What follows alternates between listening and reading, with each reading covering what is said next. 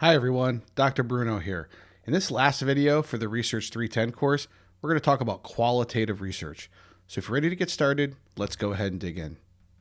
So a natural question is, what is qualitative research? Qualitative research is really an exploratory way in which we can examine the feelings, thoughts, convictions, and contextual factors that really drive our decisions. It's rooted in anthropology and psychology and has different names such as naturalistic, phenomenological, and interpretive research designs. However, it's more commonly nuanced in the field of health and medicine. Uh, Recall from our first lecture that qualitative research involves a subjective interpretation of a given phenomenon because it relies more on words that people tell us and describe about their lived experiences than, say, in a quantitative research study where we're collecting numbers and data from a participant. It's not to say that one form of research, qualitative versus quantitative research, is better than the other. They complement each other in many ways. And as a matter of fact, a lot of qualitative research informs what kind of quantitative research needs to happen in lieu of the contextual factors learned from a qualitative design. And so it's not using one or the other or picking one because I like one design more than the other. They really complement each other based off the current state of the field. Having said that, there are some natural advantages and disadvantages of using qualitative research over quantitative research. The advantages that qualitative research really provides investigators is it allows us to conduct the research in the natural or the normal atmosphere to which people, the participants in our research studies, are actually living. So excellent external validity for that reason.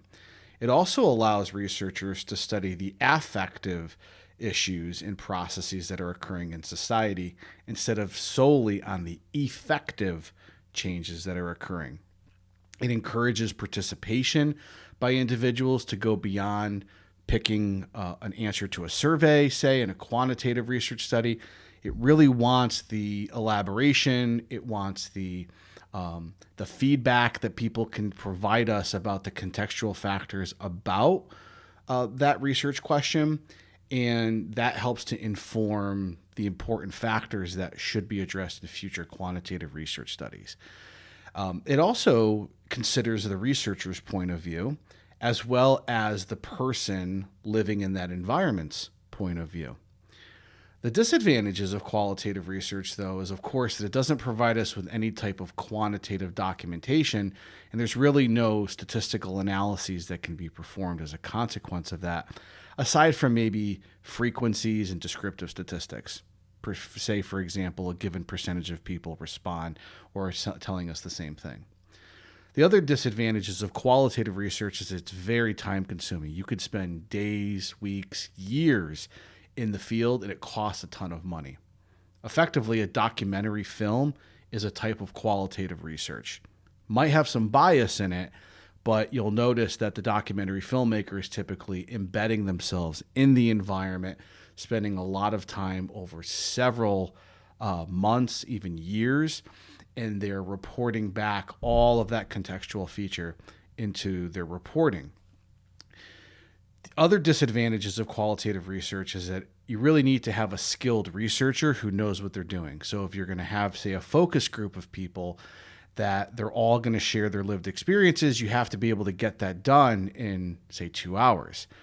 You have to pay attention to details. If people are going off track, you have to be able to redirect the conversation back to what it is that you're trying to measure to address your research question. And so those are some of the other challenges when doing qualitative research. And then lastly is that it's, of course, not going to be applicable in cause and effect studies. So what we find in a cause and effect quantitative study might not really hold true in qualitative research. In terms of ways that we define our research problem, this is where we actually have a commonality between qualitative and quantitative research. We actually take the exact same approach from finding a problem, developing our PICO, reviewing the literature, right? Finding the gaps and the limitations of the literature, and then ultimately getting down to the purpose statement. It's just that the tools that we're going to use to address the hypotheses, to address the research question of interest, are not quantitative research designs in nature. They are going to have these more qualitative approaches. Okay. And so very similarly to quantitative research is there's going to be a gap or limitation in the literature. And we use deductive and inductive reasoning to sort of formulate the context of the question. And so the way we problem solve is the same. We go about formulating our questions in our theoretical framework. In qualitative research, we're going to be in the business of building hypotheses and theories in a more inductive manner, right? So to find the problem, we're going to use deductive reasoning, top down. But when we're trying to formulate our hypothesis and theory, we're going to start at a very granular, nuanced level of what we think might be happening at in the context of how a person's lived experiences are, and then use those very specific facts to formulate hypotheses that we're trying to extrapolate about the larger population at large. And so research questions in qualitative research, they're not as precise and specific as they are in quantitative research, where we're trying to measure that dependent variable at the moment in time that we introduce an effect variable for an independent variable. Instead, it's much more flexible, and it wants to have more context to explain that. So an example of the kind of research question that might be appropriate for qualitative research would be, what is the perspective of children in a competitive youth sports program, right? Clearly, perspective could cover a lot of different domains. It could talk about fun. It could talk about nervousness of performing competition sports. It could cover aspects of how they're feeling, how they're performing in school. So there's a lot of things that could sort of be captured in that qualitative research question. Whereas in a quantitative research question, right, we're going to be very precise. What is the stress level of children who are going through and participating in competitive youth sports, right? We just want to know about perceived stress and nothing else. Whereas in qualitative research, we want a more flexible and more elaborate type program. And really, when it comes to justifying why this qualitative study needs to occur, the justification for doing qualitative versus quantitative research is likely going to be addressed in the introduction when you're identifying your gaps and limitations, right? You might talk about how previous research to date that's tried to address the problem with quantitative research hasn't been able to do it in a way that's really addressed the problem at its root cause. And so therefore, the only way to address this question is to take a step back, go into the field, and address this question with a more qualitative research approach. So that's some of the differences in the way we conduct the procedure of qualitative research in society. Okay, so now that we sort of have a context of what qualitative research is and how the research questions are addressed, here's an example of my colleague, Dr. Jasmine Hutchinson at Springfield College. And in this particular case, you can see that she had presented an abstract at a conference, and it says, in-task assessment of psychological changes during an ultramarathon race, right? And so in this case, what are the psychological experiences of ultra runners, right? This is the research question she's trying to address. If we were to develop our PICO, our population of interest would be our ultra runners. The outcome measures would be psychological experiences, so many possible outcomes that are measurable. And then the intervention would really be the actual one time that the person's going through the ultramarathon race, right? So you could still develop your research question. There's just not going to be a quantitative outcome with that research. And so, as you can see, really, it's not so much that the instrument or the tools that we use to collect the data, it's not going to be an expensive piece of equipment like, say, a VO2 max assessment or a DEXA scan, right? Instead, it's the researcher and the training that the researcher has been able to acquire over their career that is the most valuable piece towards conducting qualitative research. And so when we collect data, you need to have a lot of training and experience in doing qualitative research. You've probably taken one or more courseworks in qualitative research methodology. You've done pilot work and you've tried to run focus groups and you've been able to reflect on what went well and what didn't go well. If you were going over time, if somebody in the room was sort of taking over and you weren't getting a lot of feedback from other participants in the room. And so your training and the extent of your pilot work really matters. Selection of your participants is also equally important. I've had the pleasure of supervising a project with one of my doctoral students where we were trying to identify whether we can conduct a train the trainer program for people that care for individuals with Alzheimer's disease and dementia. And so in this case, we had healthcare administrators as well as healthcare providers. And that was really a challenge. We actually ended up having to separate the groups because the lived experiences of somebody that's actually caring in the home for somebody with dementia was a radically different set of experiences compared to the administrators who were not actually going into the home to care for the people with dementia, but rather might have been working in an office setting, setting up appointments for the healthcare providers. And so sometimes having a power dynamic also, where if let's say you have a floor manager with clinicians in the same room, you might not respond the same way because that's your boss and you might have to be critical of the way things are being done. And so how we select our research participants is really important as well. And then the setting where this is going to be conducted. Sometimes you can conduct this on Zoom. Sometimes it's more appropriate to do this in a conference setting. Sometimes it's better to have an office and have the person come to you, right? Like on campus, and to have the interview face to face. All are appropriate ways of doing it. Again, it really depends on the context of the question and how your participants will likely feel comfortable in that setting. So with regards to training and pilot work, a couple more thoughts that come to mind. One is that hands-on experience is really the only way to become competent in data collection. You could take courses, you could learn about best practices, but until you're actually in the environment yourself, you don't have your own real-world experiences that you can reflect upon and grow as a researcher.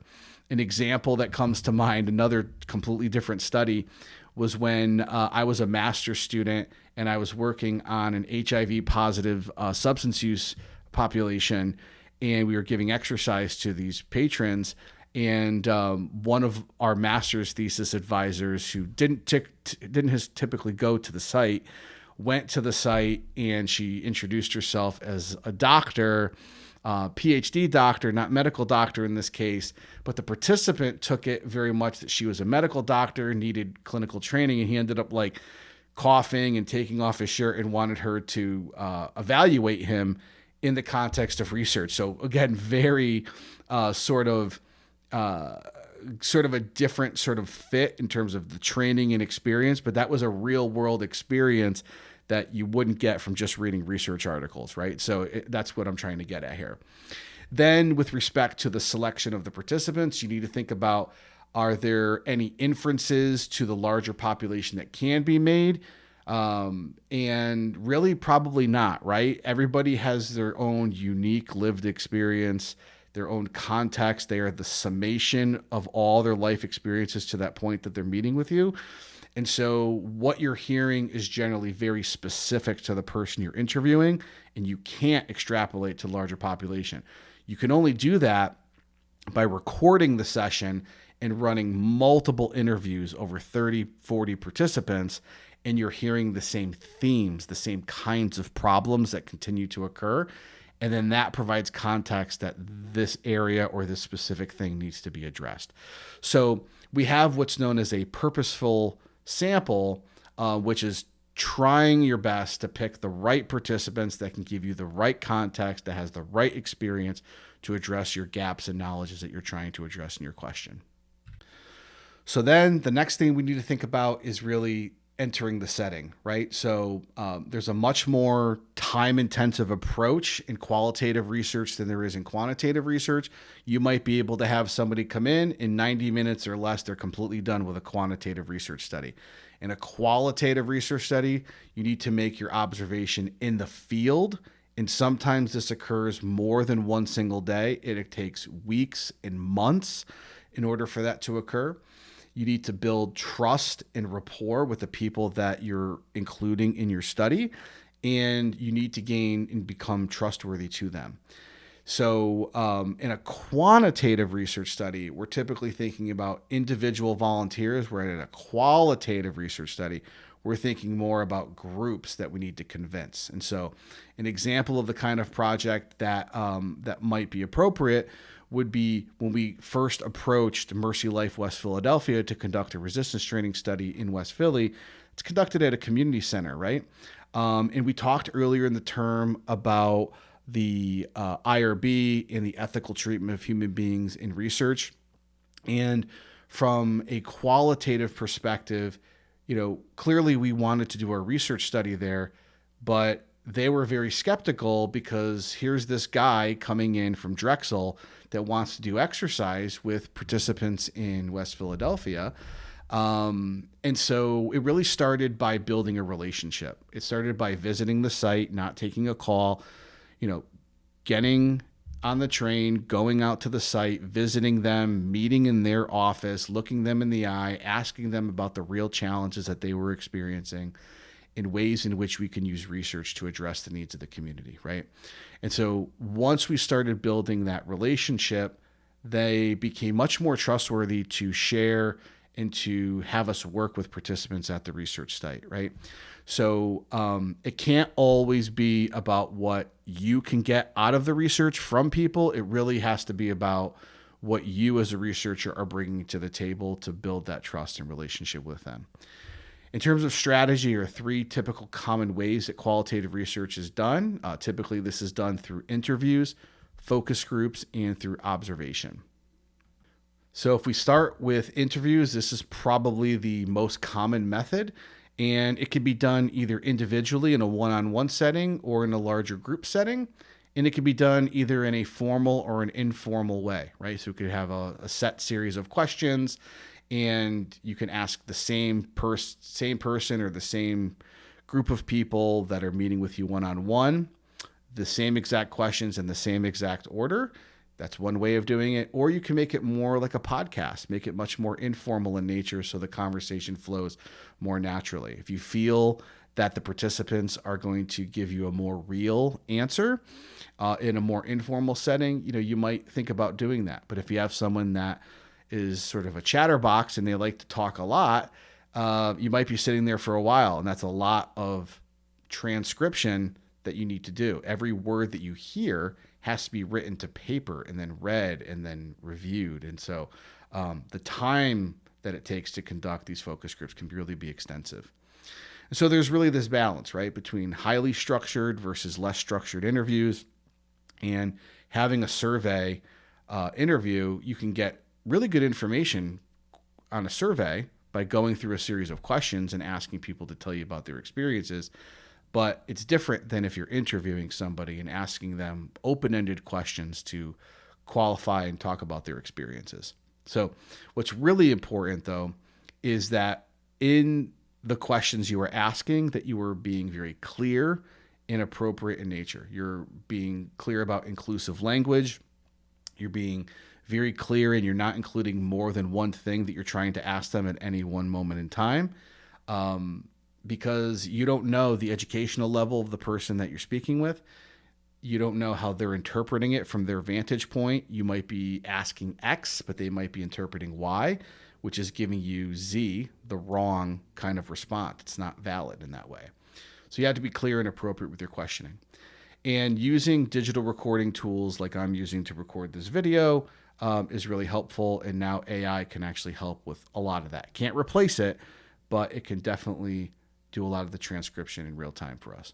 In the case of focus groups, you might have, instead of a one-on-one individual interview, you have a situation where you have a small group of homogenous people and you're interviewing them all at the same time. Think about the example I told you with my doctoral student, right? Where a group of people, they all attended this focus group. It was run by the doctoral student, and they all were healthcare providers caring for people with dementia, right? So it was good in that way. because they were all qualified. They all had experience working with people with dementia. And she, as a researcher, was trained to run focus groups with these people. So keep that in mind in terms of the composition of the panel that you're including in the focus group. Because again, some people are very strong speakers and talk over other people, and you might not get valuable information that really could help you address your question if you have that kind of person. You don't know how to mitigate that to encourage communication with other people. And so the next type of thing, if we get outside of sort of the interview and the focus group thinking, is observations, right? The researcher is going to go out into the natural setting and they're going to observe and collect data on the participants in real time. They're going to observe, they're going to take notes, and they're trying to understand perspectives that they are seeing, for example, and trying to understand some contextual factors that might relate to a phenomenon of interest. So it's all about studying behaviors in the real environment and in real time. Great for external validity. An example would be someone trying to study the perspectives about a group exercise class, and the research observes without being obtrusive, right? And so you might want to know people's perspectives about engaging and participating in the group exercise class. And so the researcher is observing people who are engaging in the class from afar without actually being intrusive. Like, they're letting the group of people go to the exercise class as they normally would, and they might stand in the back of the room, or they might sort of, if it's a glass type situation, they might stand outside the room and watch the people as they engage in that kind of experience. The major drawback with observation type studies is that it can be obtrusive, right? And we talked about in threats to internal and external validity, that one of the threats to validity is this idea of the Hawthorne effect, where if you know that you're being monitored, you might respond differently, right? So you sort of know that somebody is there, and it's very obtrusive and kind of can invade people's privacy to a certain degree, right? And so how do we make valid and reliable observations when we're doing observational research, right? We have to understand that there's something known as observer bias. And this occurs when the observer is seeing what they expect to see. Very much like when we talked about threats to experimenter bias, where the researcher is coming in with preconceived expectations and, for example, encourage the person to work harder than the control group, right? And so similarly, in qualitative research, we have observer bias, right? Where the person who is doing the observing, the qualitative researcher, is seeing what they want to see and is not seeing what they don't want to see, right? We also have to think about this idea of observer effects, which occurs when the participants are confirming the observer's expectations, right? And so this is occurring when the participants are confirming the observer's expectations. So if the observer came and sort of tried to check in and they asked the question in a certain way, the participants are confirming what they think the observer wants to hear, right? And this is also considered a form of social desirability bias, right? Then we get into the prevention of observer effects, right? Which is, how do we get the observer to blend in? Should they wait it out? And should they measure the behavior? And lastly, to sort of close out this lecture, I think it's important to understand, how can we encourage an accurate response? And what I would tell you is, people can definitely give a meaningful response if you match and align with the way that they like to communicate. Some people will use shortcuts with certain response sets. Some people will acquiesce and do yay saying and no saying, nay saying. And then there's also what's called fence sitting, right? So to encourage a person in a qualitative research study to try to get as accurate of a response as you can, it really is important to build rapport with the participants, right? And sometimes it's important to understand that self-reports are sometimes more ideal for getting demographic information from your participants, like how old are you, what's your gender, what's your ethnicity, what's your income, etc. But in other cases, self-reported data might be your only way of communicating in getting that data, right? So for example, if you asked a participant, what were you thinking about when I called your name? Sometimes that self-report is the only way to collect that data. And so in order to sort of get around this, researchers will use these three shortcuts that we've mentioned previously. And one of them is called the response set, also known as a non-differentiation, which is a way of answering a number of questions in the same way, such as strongly agree, strongly disagree. And the response sets will weaken the construct validity because the respondents aren't saying what they actually think. So it's sort of closing opportunity for elaboration in that way. So there's response sets.